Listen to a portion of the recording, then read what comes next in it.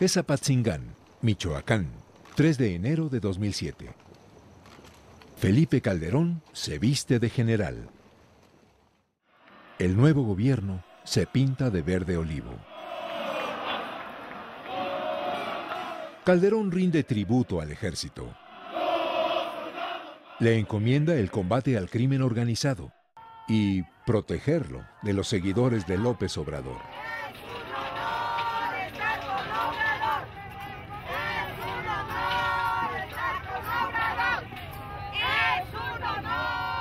El secretario de la Defensa, general Guillermo Galván, derrocha optimismo. Señor presidente, sus órdenes se han cumplido.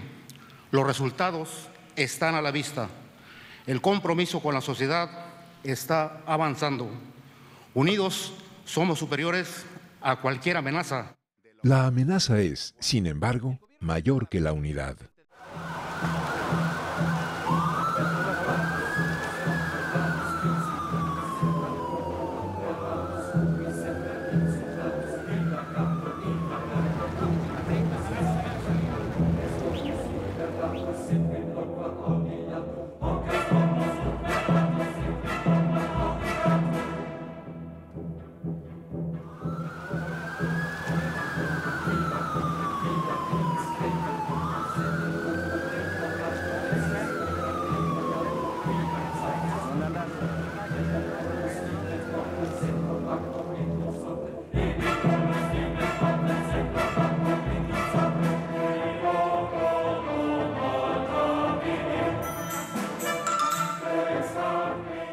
Yo pienso que la guerra, como la llama el gobierno, y así la llamó desde diciembre de 2006, poniéndose la casaca militar, el propio presidente Felipe Calderón, por el síndrome de ilegitimidad que traía por las elecciones, se arropó en el ejército como diciendo yo sí voy a mandar, ahora sí va a haber alguien que haga las cosas en este país y vamos a hacer la guerra al crimen organizado y al narcotráfico. Pero es una guerra más que fallida. Es una guerra perdida. Yo lo he venido diciendo no de ahora, yo tuve la oportunidad de hacer trabajos hace 20 años, desde hace 20 años en Colombia, en países donde estaban las bandas del narcotráfico muy arraigadas. Y entonces yo lo he venido diciendo desde hace mucho tiempo que toda guerra contra el narcotráfico de esta manera tiende al fracaso total, ¿no? Porque la estrategia está totalmente equivocada. No es una confrontación en las calles, no es una guerra de posiciones con un enemigo que se mueve, y lo único que se hace es molestar a la ciudadanía, es violar derechos humanos porque los retenes, los cateos, los levantones, la desaparición de personas. En estos días estoy leyendo que solo en Ciudad Juárez hay 132 denuncias, en Chihuahua, en todo Chihuahua, 132 denuncias de desapariciones forzadas. Hoy fueron presentados 3 presuntos plagiarios que operaban aquí en la capital del país. La Secretaría de la Defensa Nacional informó que arribaron a Morelia la totalidad de militares previstos para el reforzamiento de la Operación Conjunta Michoacán, con 2.500 soldados. La Secretaría de Seguridad Pública Federal capturó a 4 integrantes de la organización criminal de la familia michoacana. Es una guerra incivil en el sentido de que no hay reglas claras. Hay 14,000 ejecutados, hay desaparecidos, que ahora se les llaman levantones, pero son desaparecidos, son los desaparecidos políticos de la guerra contra el narcotráfico. Y las televisoras han prácticamente cedido el tiempo a cambio de jugosos contratos para darle un seguimiento prácticamente propagandístico y acrítico a esta especie de euforia bélica con la cual el gobierno de Calderón quiso legitimarse.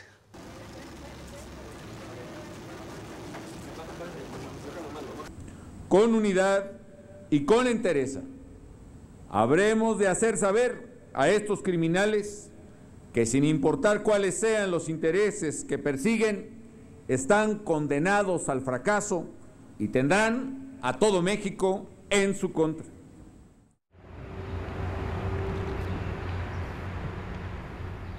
Es el 6 de noviembre de 2008.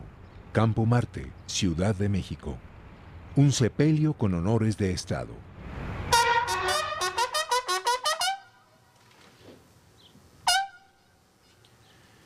El primer mandatario de la nación, en compañía de representantes de los poderes de la Unión y funcionarios de dependencias del Ejecutivo Federal, montarán guardia de honor en memoria de aquellos que trabajaron al servicio del Estado mexicano. 2 días antes, el avión en el que viajaban el secretario de Gobernación, Juan Camilo Mourinho, y el subprocurador José Luis Santiago Vasconcelos caía en el lujoso barrio de Las Lomas de la Ciudad de México.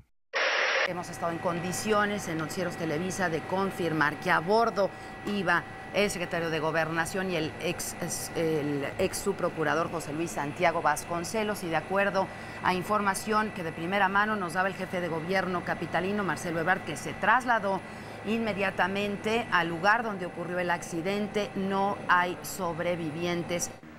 Por supuesto que hay un buen porcentaje de posibilidades de que haya sido un atentado, pero ¿cómo lo vas a confirmar? Si esto fue así, estamos hablando de una venganza en las más altas esferas del poder.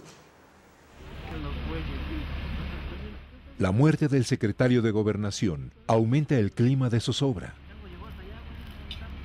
El gobierno descarta un atentado, se enreda en versiones contradictorias y pierde credibilidad. Lo que yo investigué y llegué hasta el final fue a los documentos, a la bitácora de composturas del avión, por un lado, y por otro lado, al hecho de que fue una compra corrupta. Se lanza una convocatoria para comprar un avión usado. Sí, es casi de chiste, ¿no? Tú no puedes lanzar una convocatoria para comprar un jet usado, ¿no? De medio cachete, ¿no? Faltó que dijeran la convocatoria. ¿Por qué? Porque ya desde que lanzaron la convocatoria sabían cuál iban a comprar y dónde estaba y qué matrícula tenía. Es un taxi aéreo que estaba en Suiza. La muerte del secretario de Gobernación desvanece el escándalo que lo agobiaba. La publicación de decenas de contratos de Pemex firmados por él mismo en beneficio de empresas de su propia familia.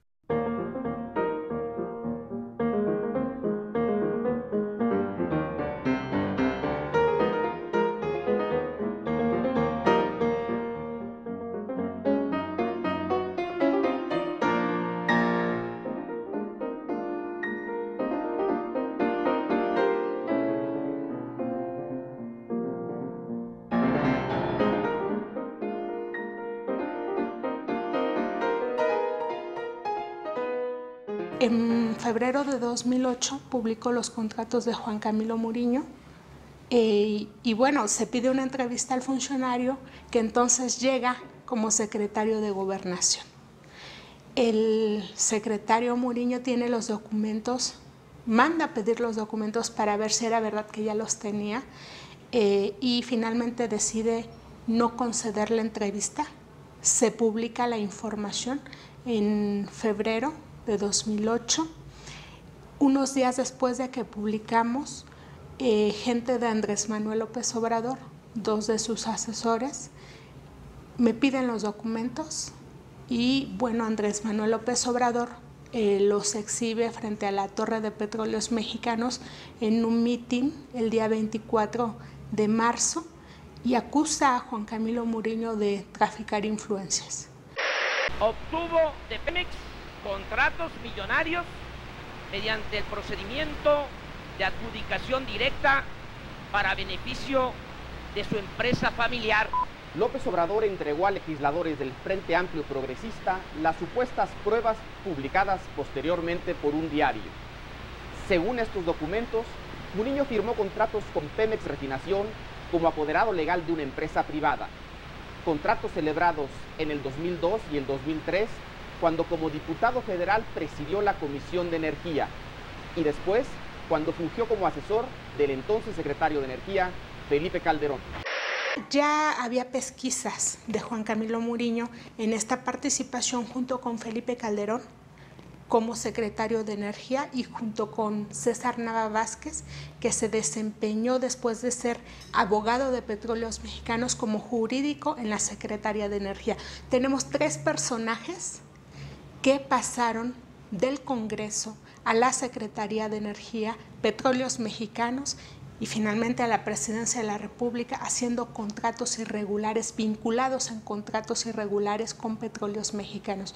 Incluso por ahí una de las líneas de investigación que publiqué es que parte del dinero de la campaña de Felipe Calderón salió de estos contratos de transporte de hidrocarburos que obtuvo la familia Muriño, la familia del senador Juan Buenotorio, un hermano de Vicente Fox, transportista también, y otra serie de empresarios. En los últimos días se han hecho una serie de acusaciones en mi contra que, como he dicho, carecen de sustento.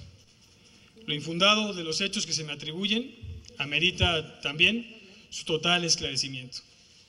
Por ese motivo decidí desde el primer momento señalar públicamente mi rechazo a estas acusaciones y exhorté a quienes me acusan a presentar sus denuncias ante las autoridades competentes. Los abusos de Mouriño serán consentidos por la justicia federal. Otra lección de moral al estilo del PAN. Me parece que incluso hay más voracidad en los negocios que se han hecho en las administraciones panistas, porque parecía ese afán de hacer negocios muy lucrativos y el saqueo inmediato, ¿no?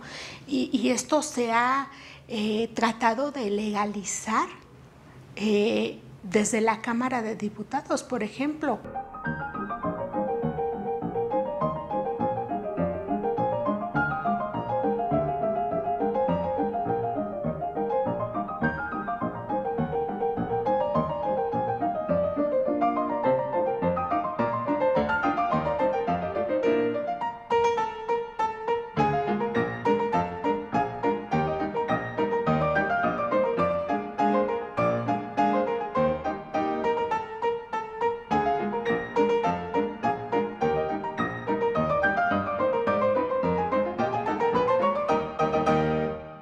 Los funcionarios de Petróleos Mexicanos comenzaron un acoso en contra mía por haber publicado la información, pero sobre todo porque le entregué los documentos a López Obrador.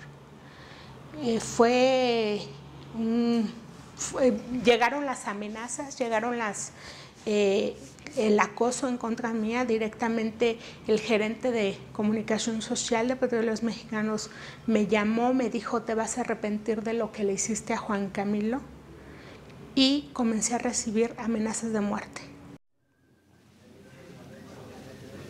Damas y caballeros, en estos momentos hace su arribo el ciudadano presidente de los Estados Unidos Mexicanos. Es el 19 de noviembre de 2008. Felipe Calderón presenta a su nuevo secretario de Gobernación.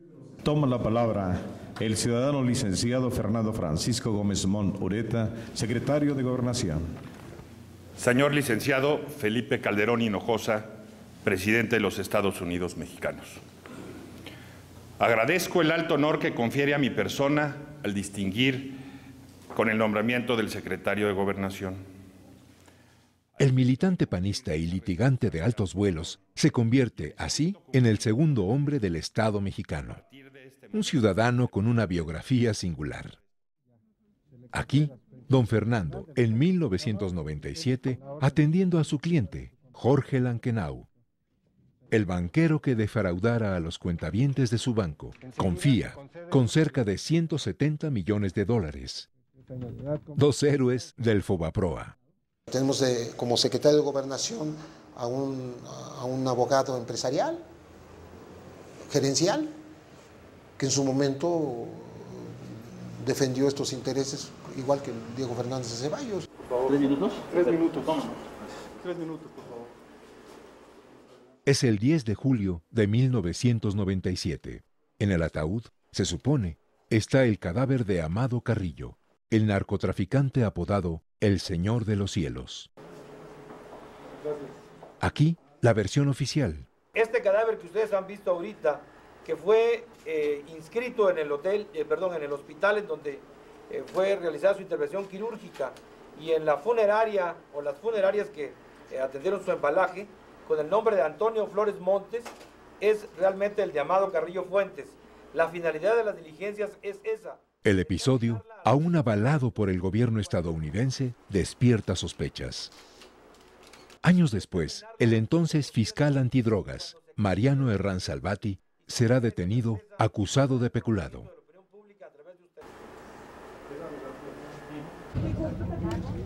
Ahí viene, Santos. No se muevan.